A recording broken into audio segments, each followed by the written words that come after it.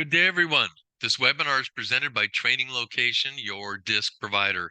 My name is Bill Harshman, President of Training Location, and I'll be hosting your session today. We are an authorized DiSC distributor for Wiley Publishing, as well as a channel partner with the Ken Blanchard Companies. Thank you for your interest and for visiting our website. Excuse me. Before we get started, I wanted to introduce you to the basics of DiSC. It's a research-based tool that helps identify the needs and priorities of people. It's an acronym for the 4 styles: dominant, which is strong and outspoken and prefers task accomplishment; influence, which is outgoing and enthusiastic and prefers collaboration; steady, which is patient and accommodating and helps others feel welcome; and conscientious, which is analytical and precise and prefers to get things right. Now, as humans, we're wired to care about our interactions, and each one is an opportunity to connect, relate, and engage with others.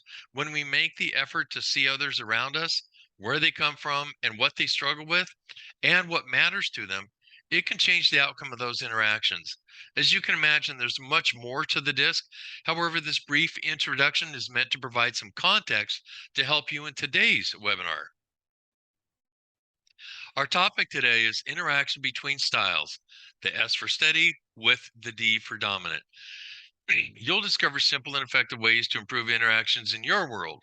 And this session is just one in a series between all 4 styles, including dominant, influence, steady, and conscientious. Now let's review the cornerstone principles of DiSC. All DiSC styles are equally valuable. Every one is a unique blend of all 4 styles, and your unique style is also influenced by other factors such as life experiences, education, and maturity. Let's take a look at our pace and priority model. I love this tool. It's a very simple tool for preliminary diagnosis, discussion, and understanding DiSC styles and their relationship to each other. The vertical axis represents pace, which we see the descriptors at the top and bottom. The horizontal axis represents priority, and we see those descriptors at the left and right of that priority continuum. Now, as we look at this simple grid, we can begin to make unique pace and priority pairings into each quadrant as follows. Somebody with an active pace with a task priority describes a D or a dominant. Someone with an active pace with a people priority describes an I or influence style. Continuing on, someone with a moderate pace and a people priority describes an S or steady style. And last, someone with a moderate pace and a task priority describes a C or conscientious style. Now, this simple model helps to point out which styles share either pace or priority with another style. For example, now the D and the I each have a spot somewhere on the top half of the pace continuum. The I and the S each have a spot somewhere on the right half of the priority continuum. The C and the S have a spot somewhere on the bottom of the pace continuum, and the C and the D each have a spot somewhere on the left half of the priority continuum. Also, as you can see, there are a couple styles which are dissimilar from each other, meaning they share neither pace nor priority. Specifically, these are the I and the C. If you'll notice, they don't share pace or priority, and the S and the D, which we'll be discussing today. Now, this simple model makes it easier to see how different these styles are. When you're interacting, this difference requires what I like to call stretching or flexing or adapting. For example, there are times when a leader needs to stretch to be more directive and times when they need to stretch to be more supportive to facilitate successful interaction. Same is true with differing styles of the DiSC. Now, I want to review the style descriptors as we go forward here from a previous blog on our website. Let's take a look at the S descriptors. More deliberate, reserved, more moderate pace with a people accepting priority. Those descriptors might include even-tempered, accommodating, patient, humble, tactful. And the S style is about providing support, maintaining stability, and encouraging collaboration. If they had a motto, it would be, let's do it together. Now, as noted, the D style has a generally active, outgoing, bold pace, coupled with a task or questioning or skeptical priority. Other descriptors for D might include direct, firm, strong-willed, forceful, results-oriented. And you can see just by comparing those two lists of descriptors, there's some difference between those two styles of people. The D style tends to be about getting immediate results, taking action, and challenging themselves and others. If they had a motto, it would be do it now. Now, I want to pause here and dive a little deeper and broader into what defines a style. In the past, we defined our style in terms of where it fell in the four-quadrant disc circle as pictured in the upper right-hand corner of this slide. Now, while this is still true, there is much more to the style identification thanks to computer adaptive testing, and that there are at least two aspects by which styles can be further identified. So in order to properly explain this, I'm going to introduce you to the everything disc model on your screen now. Research has shown us there are more like 12 styles still contained within a four-quadrant structure with which most of you are familiar. You can easily see that when a primary style sits closer to a neighboring style, it tends to take on some of those characteristics, creating what we call blended styles. For example, note the SI and the SC within the S quadrant. We call these blended styles, and it occurs again through adaptive testing, which simply makes it more precise and more consistent for your result. The style dot on your disc report is unique to you and is in a very specific position. All right, enough technology. Let's get back to understanding you. As an example, let's look at the two ways to help further identify a style within a quadrant. There is inclination or degree of a style shows how more or less naturally inclined a person is to encompass the characteristics of their disc style, and proximity or placement to the neighboring style. First is inclination. A dot on the outside of the circle indicates a strong, and we'll use this term again, a strong natural inclination, which means you have a strong primary S style. In this case, in this example, the descriptions about your S style probably resonate with you, and other people can probably recognize those qualities in you as well. A slightly smaller dot at the middle of the circle or quadrant indicates a moderate natural inclination, excuse me, which means you have less than strong style, still a primary S style, however. In this case, the style still resonates with you, though perhaps not as much. However, it usually indicates more of an ability and willingness to stretch and adapt to meet others' styles than does a strong dot on the outside of the circle. Now, a significantly smaller dot near the center of the circle indicates a slight natural inclination to encompass the characteristics of their disc style. You might also find it easier to stretch and adapt to other styles than does a dot in the middle or the outside of the circle, as we've shown. Now, second to our understanding is placement or proximity. Again, let's use the S quadrant for explanation of our proximity. In our example, there can exist three styles of S within the S quadrant. Specifically, it contains an SI, an S, and the SC in this case. Let's remember that these S styles still share a moderate, more deliberate reserved pace and an accepting priority. Now let's look at the subtle differences which make them unique. Excuse me.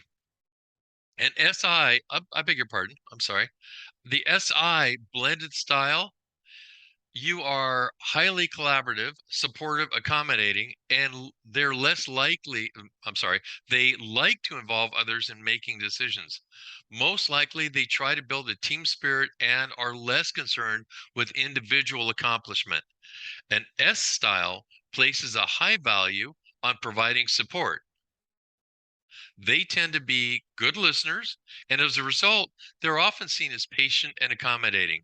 In addition, they often focus on maintaining that predictable, orderly environment. Now, the SC, again, a blended style, places a high priority on stability. Notice we're shifting around to the C characteristics as we start to define this SC style. So they place a high priority on stability and attaining consistent outcomes. Because they tend to be cautious, they may prefer to work in a predictable environment that won't bring a lot of surprises. Let me remind you of that cornerstone principle we learned earlier. Your unique style is also influenced by other factors such as life experiences, education, and maturity. This helps to further explain how two S's can be located in the same quadrant, but different enough to require some degree of stretch or flexing to meet each other's style. All right. I understand that for many of you, this is new information. This is the Everything Disc model from Wiley Publishing. For more information, please contact me. My email's at the end of this webinar, info@training location. Let's continue. I felt that sidebar was necessary, and I like to provide a so what or why care about blended styles to help provide context for my learners. By the way, what I'm presenting applies to all four quadrants of the model. Suppose we find the results of two employees. One's an SI and the other's the DC, respectively. Now let's focus on that SI interaction. The SI has this SI in particular has a strong inclination toward the outside of the circle while having a clearly close proximity to the I quadrant. In a similar fashion, the DC has a slight inclination or toward the center of the circle while having a clearly close proximity to the D quadrant. Let's also see what pace and priority look like overlaid on our everything disk model. It just helps to reinforce what we're learning.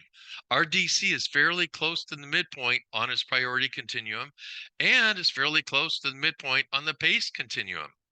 This DC is really fairly centered, frankly, within the overall model. However, the SI is extremely far right on its priority continuum and similar to the DC is close to the midpoint on the pace continuum. In fact, I could say both of these blended styles are fairly close as far as pace is concerned. Why do I mention this? Suppose you're generalizing and tell someone you're a D on the disc report. That's okay. That person could assume that you're a fast-paced and task-oriented.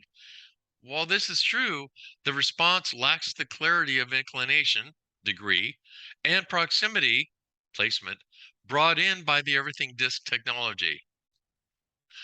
Our point today was to discuss interaction between styles.